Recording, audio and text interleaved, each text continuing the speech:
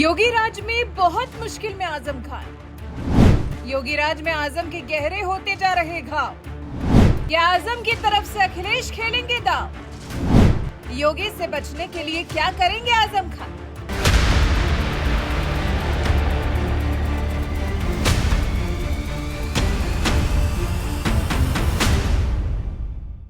रास्ता आजम कोई भी अपना ले, कोई भी राह चुन ले, कोई भी मार्ग अपने लिए तय कर ले, लेकिन हर मार्ग पर, हर मोड़ पर, हर जगह उन्हें सिर्फ और सिर्फ योगी ही खड़े दिखाई देंगे।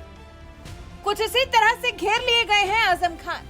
योगी राज में आजम खान की कुछ ऐसी ही हालत है। मुश्किलें ऐसे घेरे खड़ी हैं कि कहीं से भी बचकर नहीं निकल पा रहे हैं आजम खान। अब योगी राज में आजम खान को जेल तो जाना ही पड़ा है और उसके साथ ही उनका जो जौहर यूनिवर्सिटी वाला मामला फंसा है उसमें बहुत बड़ा अपडेट सामने आया। जी, जौहर यूनिवर्सिटी जिसको बनाने में आजम खान ने न सिर्फ विधायकों से या फिर सांसदों से बल्कि सीएम से भी वसूली की। यूनिवर्सिटी के नाम पर करोड़ों रुपए का चंदा वसूला और अब इस यूनिवर्सिटी के योगी सरकार के कब्जे में आने का नंबर आ गया है। जी, आजम से जौहर ट्रस्ट की जमीन वापस लिए जाने के फैसले को मंजूरी मिल गई है। मंगलवार को यूपी कैबिनेट की मीटिंग में इस प्रस्ताव को स्वीकृति दी गई है।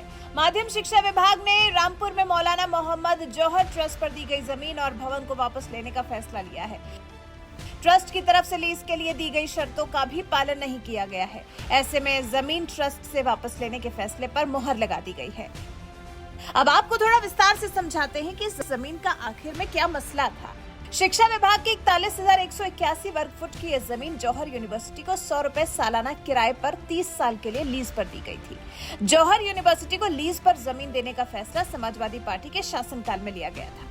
आजम पर नियमों का उल्लंघन कर जमीन हासिल करने का आरोप लगा था, जिसके बाद कार्रवाई करते हुए योगी सरकार ने कैबिनेट की मीटिंग में फैसला ले लिया कि ये जमीन वापस ली जाएगी।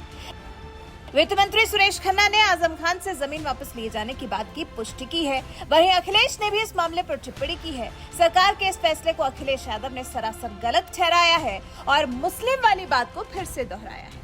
उन्होंने कहा है कि आजम खान पर कार्रवाई का कारण उनका मुस्लिम होना है। मतलब अखिलेश यहाँ धार्मिक कार्ड खेलने का प्रयास कर रहे हैं। वहाँ रामपुर से बीजेपी विधायक आकाश सक्सेना भी आजम की जौहर वाली जमीन से रिश्ता बहुत अच्छी तरह से समझा रहे हैं। आकाश सक्सेना ने बताया, ये पूरा मामला साल 1990 से पहले का है। रामपुर में एक राजकीय मुर्तजा स्कूल हुआ करता था जिसमें करीब 4,000 बच्चे पढ़ाई करते थे।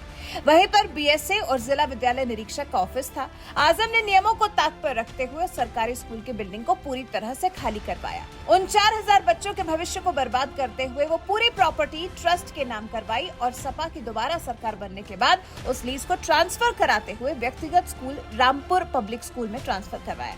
हमने इसकी शिकायत की थी, हर शिकायत सही पाई गई। ये जमीनें गलत तरीके से दी गई थी। मात्र 100 रुपए में 100 करोड़ रुपए की जमीन देना कैसे संभव है?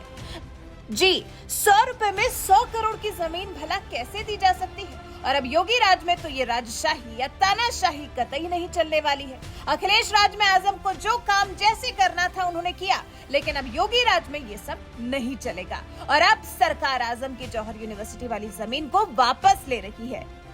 आपको बता दें, फर्जी जन्म प्रमाण पत्र मामले में आजम खान, पत्नी तंजीम फातिमा और बेटे अब्दुल्ला आजम को कोर्ट ने अभी हाल ही में 7 साल की कैद सुनाई है। अभी 18 अक्टूबर को ही तीनों के लिए सजा का ऐलान किया गया है। आजम खान और उनके बेटे अब्दुल्ला आजम को रामपुर जेल से हालांकि हटा दिया गया है और अन्य जेलों में शिफ्ट कर दिया गया है। आजम खान इस वक्त सीतापुर जेल में है जबकि अब्दुल्ला को हरदोई जेल में रखा गया है। वहीं आजम की पत्नी तंजीम फातिमा रामपुर जेल में ही है। वैसे ये जो अब जौहर यूनिवर्सिटी आजम खान से जिस तरह से छिन रही है, जिस तरह से उनका मालिकाना हक उस जमीन पर से खत्म हो रहा है, उससे योगी राज में लगता है कि अभी और बहुत कुछ बुरा है जो आजम खान को देखना है। आजम खान ने खैर कभी सोचा ये तो नहीं ही होगा कि इस तरह से कभी उनका और उनकी जौहर यूनिवर्सिटी का भी बुरा समय आएगा। वैसे आजम खान से जिस तरह से जौहर यूनिवर्सिटी की जमीन वापस लिए जाने का फैसला योगी सरकार ने लिया है, इस बारे में आपका क्या कुछ कहना है? कमेंट कर हमें अपनी राय जरूर बताएं। साथ ही हमारे चैनल को सब्सक्राइब कर बेल आइकन दबाना बिल्कुल न भूलें।